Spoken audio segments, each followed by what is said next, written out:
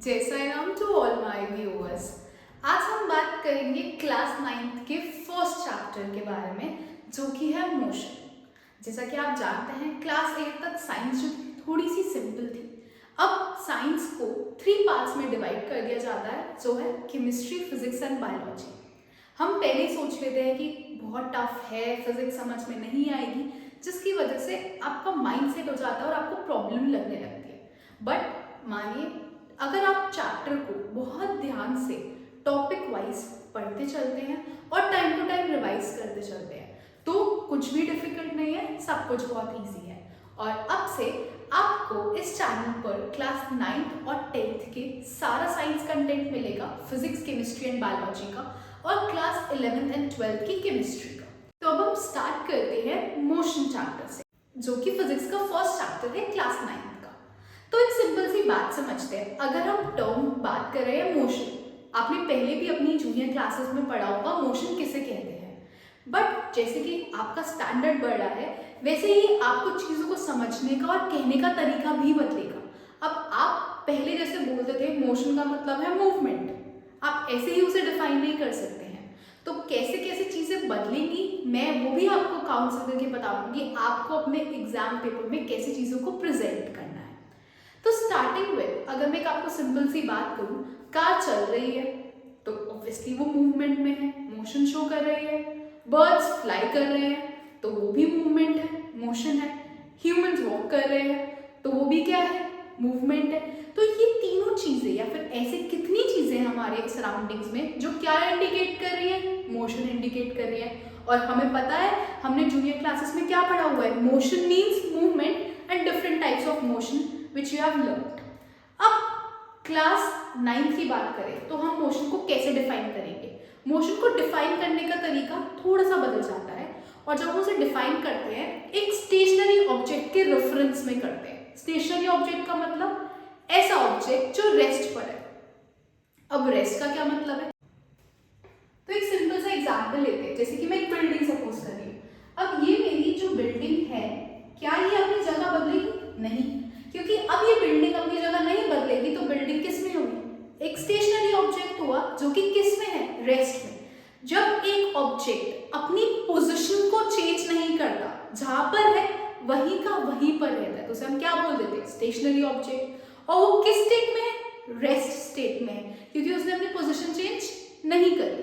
अब इसी बिल्डिंग को मैं कंपेयर करूं किसके साथ, एक ऑब्जेक्ट और ऐड ऑन कर लेते हैं, वो हमारी कार। अब एक सिंपल सा टाइम लेते हैं। सपोज करो कि अभी 8 o'clock हो रहे हैं मॉर्निंग के, और ये है पोजीशन बिल्डिंग की और कार की। अब नेक्स्ट एक केस ले लेते हैं कि हमारी बिल्डिंग तो वहीं की वहीं है, बिल्डिंग की तो पोजीशन चेंज नहीं होगी, बट हमारी कार 8:05 पर अलग पोजीशन पर आ गई। तो क्या नोटिस किया हमने, जो कार 8 o'clock पर इस बिल्डिंग से इतनी दूर थी, सपोज कर लो 10 मीटर दूर थी, अब वो कार बिल्डिंग से कितने मीटर दूर हो गई, 30 मीटर अपार्ट हो गई, 30 मीटर दूर हो गई। तो बिल्डिंग क्या थी, हमारा स्टेशनरी ऑब्जेक्ट। कार ने क्या शो किया, मूवमेंट शो किया ना। अब हमने उस मूवमेंट को कैसे कंपेयर करा, किसके रेफरेंस में कंपेयर करा, एक स्टेशनरी ऑब्जेक्ट के। और यहां पर स्टेशनरी ऑब्जेक्ट क्या है, हमारी बिल्डिंग। तो अगर एक ऑब्जेक्ट क्या कर रहा है, अपनी पोजीशन को चेंज कर रहा है, किसके रिस्पेक्ट से, टाइम के रिस्पेक्ट से, तो हम क्या सपोज करते हैं कि वो ऑब्जेक्ट किस में है, मूवमेंट में। अब आप डेफिनेशन पर ध्यान दीजिए। How will you define motion, motion of an object is perceived when its position changes with respect to some stationary object। जब उसकी पोजीशन क्या हो रही है, चेंज हो रही है, किसके रिस्पेक्ट से, एक स्टेशनरी ऑब्जेक्ट के रिस्पेक्ट से। एक और सिंपल सा एग्जांपल लेते हैं। सपोज करो ये एक ट्री है। अब आप ट्री को क्या सपोज करोगे, एक ऑब्जेक्ट जो मोशन में है या एक ऑब्जेक्ट जो स्टेशनरी है? हाँ जी, एक ऑब्जेक्ट जो स्टेशनरी है, क्योंकि ट्री तो अपनी पोजीशन को चेंज करेगा नहीं। अब एक ट्री के पास एक पर्सन है जो कि वहां पर खड़ा है, कितने बजे, 5 बजे। अब नेक्स्ट केस में वो ही ट्री है, और अब पर्सन वही का वहीं पर है, उस पर्सन ने अपनी पोजीशन को चेंज नहीं करा, तो मैं क्या कहूंगी कि वो पर्सन किस स्टेट में है, वो पर्सन है रेस्ट स्टेट में। और मूवमेंट में कब होता, जब टाइम के साथ वो अपना स्टेशनरी ऑब्जेक्ट से डिस्टेंस को चेंज करता, अपनी जगह को चेंज करता। तो इतनी सिंपल सी बात आपको क्लियर हो गई होगी कि रेस्ट और मोशन क्या है। जब कोई ऑब्जेक्ट अपनी जगह नहीं बदलता टाइम के साथ, हम उसे रेस्ट पे कहते हैं। बट अगर एक ऑब्जेक्ट अपनी पोजीशन बदलता रहता है किसके साथ, टाइम के साथ, तो हम उसे क्या कहते हैं, मोशन। रेस्ट एंड मोशन को डिस्कस करने के बाद अब हम डिस्कस करेंगे क्वांटिटीज के बारे में। क्वांटिटीज एक ऐसा टॉपिक है जो कुछ स्कूल के टीचर्स स्किप कर देते हैं, बट ये क्वांटिटीज आपकी इतनी जनरल बार यूज होंगी कि आपको इनको क्लियर करके समझना बहुत इंपॉर्टेंट है। एंड सेकेंडली, जो क्लास 10th के बाद साइंस लेने की सोचते हैं उनके लिए तो क्वांटिटीज को समझना बहुत ही ज़्यादा इंपॉर्टेंट है। तो पहले मैं आपको क्वांटिटीज के टाइप बताती हूँ। क्वांटिटीज दो टाइप की है, पहली स्केलर क्वांटिटी और दूसरी है हमारी वेक्टर क्वांटिटी। तो दो टाइप की क्वांटिटीज के बारे में हम डिस्कस करेंगे, स्केलर और वेक्टर। क्वांटिटी से आप क्या समझते हैं, सपोज करते हैं, पहला एग्जांपल लेते हैं कि 10 किलो फ्रूट लेकर आए हैं, तो 10 किलो वो क्या है, 10 क्या है हमारी क्वांटिटी। तो हम कह सकते हैं क्वांटिटी का एग्जांपल है 10 किलो, या फिर मैं जनरली बोल सकती हूँ 20 बनानास, तो 20 बनानास। तो जो ये वर्ड्स हैं जो हमारे को मेजरमेंट बता रहे हैं, किसी चीज़ की क्वांटिटी बता रहे हैं, जैसे 10 किलो, 20 बनानास, 4.5 मीटर की लेंथ, तो 4.50, 4.5 मीटर, 4.5। तो ये जो न्यूमेरिक वैल्यूज है जो आपको क्वांटिटी बताते हैं उन्हें हम बोलते हैं मैग्नीट्यूड। क्या बोलते हैं, मैग्नीट्यूड। तो मैग्नीट्यूड क्या होता है, किसी भी चीज की न्यूमेरिक वैल्यू, जैसे कि मैंने बोला 10 kg, तो 10 क्या है मेरा मैग्नीट्यूड। 4.5 मीटर्स की बात करी तो 4.5 भी क्या है मेरा मैग्नीट्यूड। 20 बनानास, तो 20 क्या है मेरा मैग्नीट्यूड। तो जो ये न्यूमेरिक वैल्यूज होती है इन्हें हम एक तरीके से बोल देते हैं मैग्नीट्यूड। और ये जो केजी, मीटर, मैं टाइम सपोज कर लेती हूँ 5 आवर्स, ये सब हमारी क्या है, यूनिट्स। तो क्वांटिटीज को जनरली हम कैसे बोल देते हैं, 10 किलो, 4.5 मीटर। जिन भी क्वांटिटीज के लिए हमें डायरेक्शन से मतलब नहीं होता उन क्वांटिटीज को हम रखते हैं एक कैटेगरी में जिसका नाम है स्केलर। तो स्केलर क्वांटिटीज क्या हुई, स्केलर क्वांटिटीज वो क्वांटिटीज हैं जिनको सिर्फ मैग्नीट्यूड से मतलब है, कितना है, उस क्वांटिटी को डायरेक्शन से कोई फर्क नहीं पड़ता। जैसे कि अभी हमने बात करी मास के बारे में, ये क्या हमारा वेट 10 किलोस, 10 किलोस क्या है हमारा वेट। तो मास हमारी क्या हुई, स्केलर क्वांटिटी, इसको डायरेक्शन से फर्क नहीं पड़ेगा, कहीं पे भी चली जाओ 10 किलो 10 किलो ही रहेगा। दूसरी बात करते हैं 4.5 मीटर लेंथ, लेंथ भी मेरी क्या है, स्केलर क्वांटिटी। टाइम 5 आवर्स, वो भी क्या है मेरी स्केलर क्वांटिटी। आप जैसे क्लास 9th में आएंगे कितनी डिफरेंट टर्म्स आएंगी आपके सिलेबस में, स्पेसिफिकली फिजिक्स में, और उन टर्म्स को आप कैसे कैटेगराइज करेंगे, स्केलर और वेक्टर क्वांटिटी में। तो अगर आपको लगेगा उस क्वांटिटी को डायरेक्शन से कोई फर्क नहीं पड़ता, वो हमारी किस कैटेगरी में आएगी, स्केलर क्वांटिटी की कैटेगरी में। अब वेक्टर क्वांटिटी की बात करते हैं। These are those quantities which have both magnitude as well as direction, जिसमें न्यूमेरिक वैल्यू भी होगी और साथ ही साथ उसको डायरेक्शन से भी फर्क पड़ेगा। एक सिंपल सा एग्जांपल लेते हैं। क्लास 8 में आपने एक टॉपिक पढ़ा होगा जिसका नाम है फोर्स। सुना था फोर्स के बारे में? तो सपोज कर लो ये एक बॉक्स है और इस बॉक्स को एक पर्सन इधर से 20 न्यूटन की फोर्स लगा रहा है और दूसरा पर्सन इधर से 10 न्यूटन की फोर्स लगा रहा है। तो ऑब्जेक्ट कहाँ पे जाएगा, ऑब्जेक्ट किधर साइड मूव करेगा, object will move towards right side. और उसे कितनी फोर्स लगेगी, कितनी फोर्स, टोटल फोर्स को हम बोलते हैं नेट फोर्स। तो उसको नेट फोर्स लग रही है 30 न्यूटन की टुवर्ड्स राइट। नेक्स्ट केस में हम दोबारा कंसिडर करते हैं, एक उसी ऑब्जेक्ट को एक पर्सन इधर से 20 न्यूटन की फोर्स लगा रहा है। अब दूसरा पर्सन किधर शिफ्ट हो गया, उधर, और वो उधर से 10 न्यूटन की फोर्स लगा रहा है। अब मेरा ऑब्जेक्ट कहाँ पे शिफ्ट होगा, ये ऑब्जेक्ट फिर से राइट साइड जाएगा, बट इस बार जब वो राइट साइड जा रहा है कितनी फोर्स से जा रहा है, क्योंकि पहले दोनों जने सेम तरफ से फोर्स लगा रहे थे, तो 20 और 10 ऐड हो गए जिससे फोर्स हमारी बनी 30 न्यूटन्स। अब सेकंड केस में ये पर्सन इधर से 20 न्यूटन लगा रहा है और उधर से 10, तो फोर्स कितनी ज्यादा होगी, 10 न्यूटन ज्यादा। जब अपोजिट डायरेक्शंस में हमारी फोर्स एक्ट करती है तो उसे हम सबट्रैक्ट कर देते हैं। तो किधर तरफ से फोर्स लग रही है, राइट साइड लगेगी, बट कितनी लगेगी, 10 न्यूटन। तो अब इस केस में आप समझ सकते हैं वैल्यूज तो है, न्यूमेरिक वैल्यूज है, तो मैग्नीट्यूड है, बट ऑब्जेक्ट को किधर फोर्स लगेगी उसमें डायरेक्शन का भी इन्वॉल्वमेंट है, जिधर ज्यादा लगेगी उधर ही साइड मूव करेगा। तो अब जैसे कि ये फोर्स है, ये हमारी वेक्टर क्वांटिटी है, क्योंकि फोर्स को मैग्नीट्यूड एक वैल्यू के साथ क्या चाहिए, डायरेक्शन। और भी बहुत वेक्टर क्वांटिटीज आएंगी क्लास 9 में, बट अभी क्योंकि आप फोर्स अच्छे से समझते हैं, मैंने फोर्स का एग्जाम्पल दिया और ये क्वांटिटीज आपको समझाना इसलिए इंपॉर्टेंट है। जैसे कि अभी हम आगे इसी चैप्टर में टर्म पढ़ेंगे वेलोसिटी, एक्सेलरेशन, वो सब भी वेक्टर क्वांटिटीज है। अभी मैंने लिखी नहीं है क्योंकि आपको इनके मतलब नहीं पता। जैसे जैसे आप मेरी वीडियोस देखेंगे इसी चैप्टर की, आपको एक एक करके सारा कंटेंट क्लियर हो जाएगा। फिलहाल क्वांटिटीज कितने टाइप की हैं, 2, स्केलर, वेक्टर। जिस क्वांटिटी को डायरेक्शन से फर्क पड़ेगा वो वेक्टर होगी, और जिस क्वांटिटी को डायरेक्शन से फर्क नहीं पड़ेगा वो स्केलर होगी। और बाकी हमारी केजी, सेकेंड्स, ये सब क्या होती हैं, यूनिट्स। आई होप आपको क्वांटिटीज क्लियर है। अब हम नेक्स्ट टॉपिक पे चलते हैं जो है डिस्टेंस और डिस्प्लेसमेंट। अभी तक जो हमने पढ़ा वो हमने बेस स्ट्रॉन्ग करा इस चैप्टर का, rest, motion, scalar quantity, vector quantity. अब हम सबसे पहले बात करेंगे डिस्टेंस और डिस्प्लेसमेंट के बारे में। अब डिस्टेंस और डिस्प्लेसमेंट एक बहुत इंपॉर्टेंट टॉपिक है और बेस है इस पूरे चैप्टर का। हम जिस बारे में बात करेंगे वो है डिस्टेंस एंड डिस्प्लेसमेंट। मैं स्टार्ट करती हूँ पहला एग्जाम्पल लेकर। जैसा कि आप सपोज कर सकते हैं एक पर्सन मूव कर रहा है O से A और फिर वो फर्दर मूव कर रहा है A से B। अगर मैं आपसे पूछूं वो पर्सन टोटल डिस्टेंस कितना ट्रैवल कर रहा है, तो आप बोलेंगे 4 + 3 कितना हो गया, 7 मीटर। एग्जैक्टली।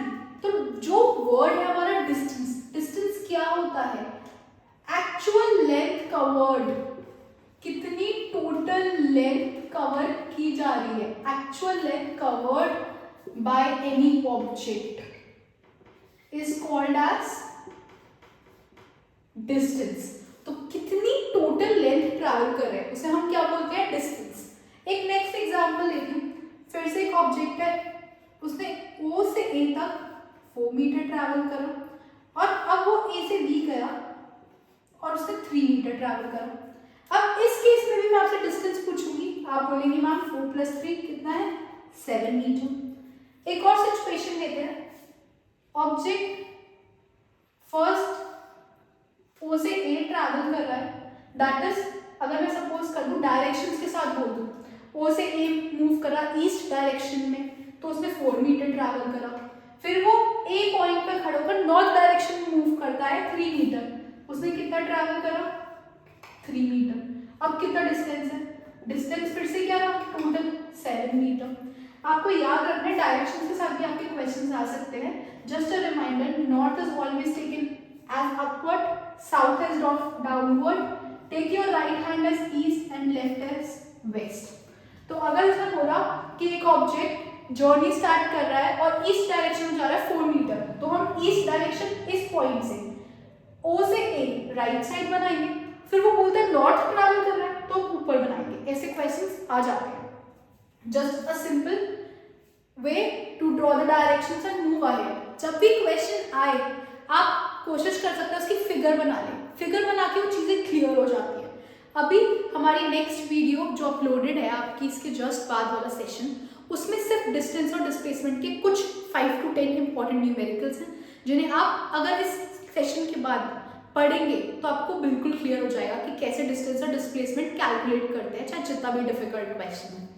अब अगर हम मूव करें O to A और A to B, total distance कितना रहा, 7 मीटर। एक बात आपको याद रखनी है, हम हमेशा डिस्टेंस कैलकुलेट करते हैं स्टार्टिंग पॉइंट से। अगर आप देख रहे हैं 3 सिचुएशंस ली, तीनों सिचुएशन में मेरा स्टार्टिंग पॉइंट क्या था, O। और स्टार्टिंग पॉइंट को इस चैप्टर में रेफरेंस पॉइंट भी कहा गया है। कहाँ से हम डिस्टेंस कैलकुलेट करना स्टार्ट करते हैं? रेफरेंस पॉइंट से। तो 3 सिचुएशंस अभी तक ली मैंने जिसमें ऑब्जेक्ट अलग अलग तरीके से मूव कर रहा है। अब इस केस में भी ऑब्जेक्ट ओ से ए तक मूव करा 4 मीटर, बट वो पर्सन दोबारा वापस आ गया 3 मीटर ए से बी, तो टोटल डिस्टेंस इस केस में भी कितना रहा? 7 मीटर। तो आपने अभी तक ये समझा कि टोटल लेंथ कैलकुलेट करते हैं और टोटल लेंथ कैलकुलेट करने को हम क्या बोल देते हैं? डिस्टेंस।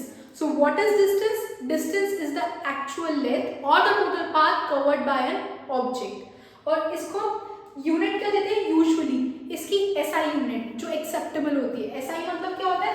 स्टैंडर्ड इंटरनेशनल, जो हर जगह एक्सेप्टेबल होती है।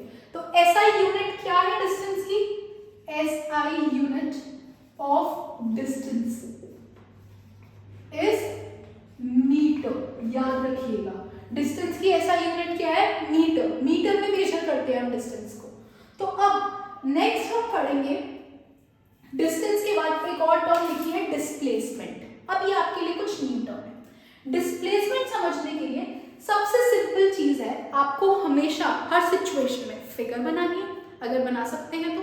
दूसरा, आपको 2 पॉइंट सोचने हैं। मैं सिंपल से बताती हूँ कौन से 2 पॉइंट। एक होता है पूरी जर्नी का स्टार्टिंग पॉइंट और एक होता है पूरी जर्नी जहाँ पे खत्म हो रही है किसी ऑब्जेक्ट की, उसका एंडिंग और फाइनल पॉइंट। पहली फिगर से स्टार्ट करते हैं। फर्स्ट फिगर में देखिए, एक ऑब्जेक्ट की जर्नी कहाँ से स्टार्ट हो रही है? ओ से। ओ क्या है उसका? इनिशियल पॉइंट, रेफरेंस पॉइंट भी कह दो, और बी क्या है उसका? Final point. अब डिस्प्लेसमेंट क्या कहता है? डिस्प्लेसमेंट को हम कैसे डिफाइन करेंगे? It is the shortest distance. What? Shortest distance between किन 2 पॉइंट के बीच में? इनिशियल हम स्टार्टिंग पॉइंट के कहते हैं, एंड फाइनल पॉइंट। तो इनिशियल से फाइनल पॉइंट के बीच में शॉर्टेस्ट रास्ता आप एक डायग्राम बना के क्रिएट कर सकते हैं, और उस शॉर्टेस्ट रास्ते को हम डिस्प्लेसमेंट बोलते हैं, शॉर्टेस्ट पाथ को। अब एक बात सिंपल सी है, वो शॉर्टेस्ट रास्ता एक्चुअली एग्जिस्ट करता है या नहीं हमें इससे कोई मतलब नहीं है, बट जो डायग्राम में सबसे छोटा रास्ता, सबसे छोटी लाइन जो कनेक्ट कर रही होगी हमारे इनिशियल पॉइंट को और फाइनल पॉइंट को, वो हमें डिस्प्लेसमेंट कहलाएगी और डिस्प्लेसमेंट की वैल्यू देगी। तो what is displacement? Displacement is the shortest distance between our initial point and final point. अब जब देखो एक स्ट्रेट लाइन है, जब वो ओ से ए पे गया और ए से बी पे गया एक ऑब्जेक्ट, तो इस केस में ओ से बी तक जाने का और कोई शॉर्टेस्ट रास्ता नहीं हो सकता। स्ट्रेट लाइन में शॉर्टेस्ट रास्ता वही होता है जो कि डिस्टेंस होता है, क्योंकि मैं ओ से बी तक और कोई शॉर्टेस्ट रास्ता क्रिएट नहीं कर सकती। तो मेरा डिस्प्लेसमेंट भी क्या हो गया? अब ध्यान रखिएगा, इस केस में डिस्टेंस कितना था? 7 मीटर, और डिस्प्लेसमेंट कितना है? वो भी 7 मीटर रहेगा। तो एक बात आपको यहाँ पे समझनी है, अभी न्यूमेरिकल्स में भी हम आगे डिस्कस करेंगे। Whenever an object is moving in a straight line, distance and displacement, the values are always same and equal. एक बात और मुझे इसको समझानी है आपको। डिस्टेंस को हम डिनोट करते हैं एस से, small S is the symbol. अब स्पीड 1 समझ लेना, आपको क्लास 9 में सिंबल्स का भी ध्यान रखना है। तो डिस्टेंस को हम डिनोट करेंगे किससे? स्मॉल एस से। डिस्प्लेसमेंट, अब डिस्टेंस को कोई फर्क नहीं पड़ता कितनी भी डायरेक्शन में हो, मैं कहाँ पर मूव कर रही हूँ, इधर गई ईस्ट में, फिर गई नॉर्थ में, मूव तो मैंने 7 मीटर ही करा, 7 मीटर ही मूव हुई, उसी डायरेक्शन से फर्क नहीं पड़ा। तो distance will come under the category of which quantity? सोच के अभी बताया मैंने आपको, जिसको डायरेक्शन से फर्क नहीं पड़ता वो हमारी स्केलर क्वांटिटी होती है। तो डिस्टेंस क्या है? हमारी स्केलर क्वांटिटी, ये आपको याद रखना है। Distance is a scalar quantity, it is independent of the direction. But अगर हम बात करेंगे डिस्प्लेसमेंट की, उसे डायरेक्शन से फर्क पड़ता है, तो वो एक हमारी वेक्टर क्वांटिटी है, जिस भी चीज को डायरेक्शन से फर्क पड़ता है। तो डिस्टेंस का सिंबल मैंने आपको क्या कहा? स्मॉल एस है। अगर मैं उसी केस में डिस्प्लेसमेंट की बात करूं, डिस्प्लेसमेंट का सिंबल होता है S, with an arrow upward. जब भी किसी चीज के ऊपर एरो आ जाता है वो एक वेक्टर क्वांटिटी का इंडिकेशन होता है। तो वेक्टर क्वांटिटी डिस्प्लेसमेंट है और डिस्प्लेसमेंट को आप कैसे डिनोट करेंगे, s with an arrow upward. ये कुछ स्कूल्स में समझाते हैं और कुछ स्कूल्स में डिस्प्लेसमेंट को पूरा ही प्रॉपर वर्डिंग्स में लिखवाते हैं। जैसा आपके स्कूल में प्रेफर किया जाए आप वैसा लिख लीजिएगा। Coming back to the second figure, इस केस में डिस्प्लेसमेंट सोचना है आपको। डिस्प्लेसमेंट सोचने के लिए इनिशियल पॉइंट देखना है। इनिशियल पॉइंट क्या है मेरा, O। स्टार्ट तो यहीं से हो रहा है भाई, तो ये मेरा इनिशियल पॉइंट हुआ। और B क्या है मेरा, फाइनल पॉइंट जहां पर खत्म हो रहा है। अब इन दोनों के बीच में क्या मैं सबसे छोटा रास्ता क्रिएट करूंगी, देखो यही हो सकता है भाई। तो जो कि शॉर्टेस्ट रास्ता है वो क्या है मेरा, डिस्प्लेसमेंट। तो इस केस में जो मेरी OB की लेंथ होगी वो ही क्या होगा मेरा, डिस्प्लेसमेंट। बट इसे हम कैलकुलेट नहीं कर सकते, हमारे सिलेबस में अभी है नहीं। Coming to the third figure, starting point क्या है मेरा, initial point O, final point क्या है मेरा, B। सही बात है। अब इस केस में सबसे छोटा रास्ता क्या हो सकता है, बिल्कुल सही, एक स्ट्रेट लाइन ड्रॉ कर दे O से B तक, उसे मैं क्या कहूंगी, डिस्प्लेसमेंट। अब ये है मेरी डिस्प्लेसमेंट। अब क्योंकि ये राइट एंगल ट्राइंगल की तरह अपीयर हो रहा है तो मैं इसमें लगाऊंगी पाइथागोरस थ्योरम और कैलकुलेट करूंगी शॉर्टेस्ट डिस्टेंस। तो शॉर्टेस्ट डिस्टेंस आप लोग भी खुद सोच सकते हैं कि इनिशियल पॉइंट से फाइनल पॉइंट के बीच में सबसे जल्दी पहुंचना है तो O से B तक डायरेक्ट पहुंच जाओ। डायरेक्ट पहुंच जाओ मतलब मुझे क्या कैलकुलेट करनी है, hypotenuse, because it appears to be a right angle triangle. तो आपको पता है पाइथागोरस थ्योरम क्या होती है, hypotenuse square is equals to base square plus perpendicular square. Base कितना है मेरा 4 का स्क्वायर प्लस परपेंडिकुलर कितना है 3 का स्क्वायर, 4 का स्क्वायर 60, 3 का स्क्वायर 9, सम हुआ 25, जो कि किसके इक्वल है, हाइपोटेन्यूज स्क्वायर के।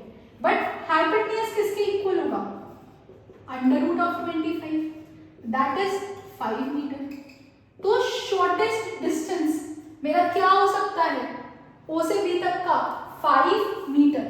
तो इस केस में, थर्ड वाले केस में डिस्टेंस क्या था मेरा 7 मीटर, जो कि एक्चुअल लेंथ थी। बट सबसे शॉर्टेस्ट रास्ता जो क्रिएट हो सकता था वो था मेरा डिस्प्लेसमेंट, जिसको मैंने S with an arrow indicate करा और कैलकुलेट करा पाइथागोरस थ्योरम से, and the value is coming out to be 5 metre. I hope that's clear. अब फोर्थ केस की बात करते हैं, ये भी एक इंटरेस्टिंग केस है। मैं आपको ये सब इसलिए समझा रही हूँ, जितना ध्यान से आप समझेंगे उतने ही इजी आपके न्यूमेरिकल्स अपीयर होंगे। अब नेक्स्ट केस समझिए, एक पर्सन पहले O से A तक गया, जाने का 4 मीटर, A से B तक आया, आने का 3 मीटर, तो डिस्टेंस तो हो गया था ना 4 + 3 कितना 7 मीटर। अब हम बात करते हैं डिस्प्लेसमेंट की।